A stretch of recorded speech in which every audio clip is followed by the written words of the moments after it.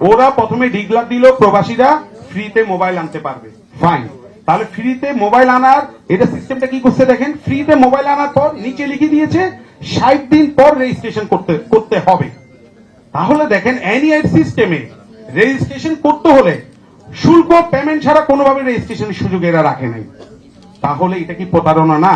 যে 60 দিন পর আমার যারা প্রবাসীরা আছে, আপনারা কম বেশি জানেন, যারা আমাদের প্রবাসী ভাইরা রক্ত ঘামে আমাদের দেশে রেমিটেন্স পাঠিয়ে আমাদের দেশকে সচল রাখে, ওরা কিন্তু দেখা যায় 4-5 বছর পরিবারের মুখ দেখে না।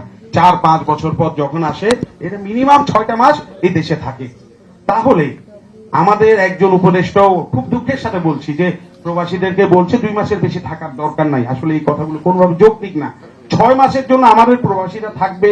এরা বাংলাদেশকে, আমাদের অর্থশক্তিকে এরা শক্তিশালী করছে।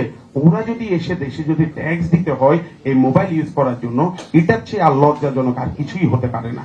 আমি চাইবো আপনারা যারা বিটিআরসি এবং অন্যান্য সংস্থা এনবিআর সহ যারাই আছেন, আপনাদের কাছে আমি অনুরোধ করব, এনআইআর নামে আপনারা যেই প্রতারণা মানুষের সাথে শুরু করেছেন শুধু 9 জন সিন্ডিকেটকে লাভবান করানোর জন্য। গতকালকে অলরেডি একটা ভয়েস লিক আউট হয়েছে যেখানে বলা আছে এমআই বিটিআরসি চেয়ারম্যানের মাধ্যমে 2 কোটি টাকা জোর করে নিয়েছে বা বিটিআরসি চেয়ারম্যানের হস্তক্ষেপে। ওই রেকর্ডটা আমার কাছে আছে, আপনাদের যদি লাগে আমি আপনাকে প্রোভাইড করব। তাহলে এরা যে সিন্ডিকেট মিলে টাকা দিচ্ছে, এটা তো একটা প্রমাণ অলরেডি আমরা পেয়েছি, গতকালকে পেয়েছি সেটা। তাহলে এইসব সিন্ডিকেটকে আমরা 5 আগস্টের পর যে কোনো ধরনের সিন্ডিকেট আমরা ভাঙতে সক্ষম হয়েছি। নতুন করে এই সিন্ডিকেট কার পেতারটাই এই বাংলাদেশে আসে সেটাও আমাদের খতিয়ে দেখতে হবে। এই সামনে হচ্ছে নির্বাচন, এই নির্বাচনকে অস্থিতিশীলতার মধ্যে একটা নিয়ে যাওয়ার জন্য এটা কোনো বাইরের দেশের চক্রান্ত কিনা সেটাও আমাদের মাথায় রাখতে হবে। আমাদের মূল দাবিগুলো আমি একটু সংক্ষিপ্ত করে বলে দিচ্ছি। আমাদের 16 ডিসেম্বরের পর থেকে যে এনআইআর সিস্টেমটা চালু করবে বলছে, আপনারা সকলেই অবগত। হুট করে গত মাসের নভেম্বরের 29 তারিখ আমাদেরকে ব্যাপারটা জানানো হয়। আমাদের বর্তমানে যতগুলো স্টক আছে এই স্টকগুলো শেষ না হওয়ার আগ পর্যন্ত এই এনআইআর সিস্টেম যদি চালু হয় তাহলে আমরা যারা ব্যবসায়ীরা আছি আমরা বড় ধরনের ক্ষতির সম্মুখীন হব। আপনারা সকলেই অবগত, আমাদের কিন্তু বিশাল একটা ব্যাংক লোন আছে। আমি যদি ভুল না করি কমপক্ষে 10,000 কোটি টাকার মতো আমাদের শুধু এই মোবাইল মার্কেটে ব্যাংক লোন আছে।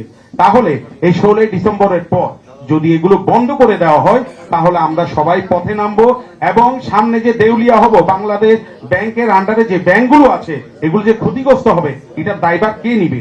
এই কারণে আমার প্রস্তাব 16 ডিসেম্বর থেকে অন্তত 6 মাসের জন্য আমাদেরকে গ্রেস একটা পিরিয়ড দেওয়া হোক। এই পিরিয়ডের মধ্যে আমাদের যা প্রোডাক্ট গুলো আছে আমরা সেল করে ফেলবো। এরপরে সরকারের যে কোনো সিদ্ধান্ত এনআইআর এর বাস্তবায়ন করতে চাই যুক্তিসঙ্গত ভাবে, আমরা ওটার পক্ষে।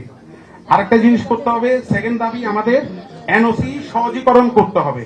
ব্র্যান্ড অনুমোদনের বাধ্যবাধকতা বাতিল করতে হবে। এই যে আমরা এনওসি, আমাদের যে মোবাইল ইম্পোর্ট করার জন্য এনওসি বিটিআরসি এই জিনিসটাকে খুব জটিল করে রেখেছে। এনওসি সহজ করতে হবে। আমার কোনো জায়গা থেকে যেন আমার এনওসি নিতে না হয়, আমার মাদার কোম্পানি থেকেও যেন নিতে না হয়, লোকাল যারা উৎপাদন করে ওদের থেকেও যেন নিতে না। আমার খুব দুঃখের সাথে বলছি, এখানে যারা বলে উৎপাদনকারী, বাংলাদেশে একটা স্ক্রু তৈরি হয় না। ওরা বাইরের দেশ থেকে কেজি হিসেবে সরকারকে ট্যাক্স ফাঁকি দিয়ে ওরা কি করতেছে, জিনিসগুলো অ্যাসেম্বল করতেছে। এই অ্যাসেম্বলটাকে মেড ইন বাংলাদেশ বলে চালানোর যে একটা নীল নকশে এরা আঁকছে, এটা মানুষের সাথে প্রতারণা। আমাদের দেশে প্রযুক্তি খাতে অনেক ছেলে ডেভেলপ হচ্ছে, তাহলে আমরা এই প্রযুক্তিটাকে মেড ইন বাংলাদেশে, বাংলাদেশের একটা ব্র্যান্ড দিয়ে আমরা নিজেরা কেন মোবাইল বানাতে পারতেছি না? এইসব সিন্ডিকেটের কারণে।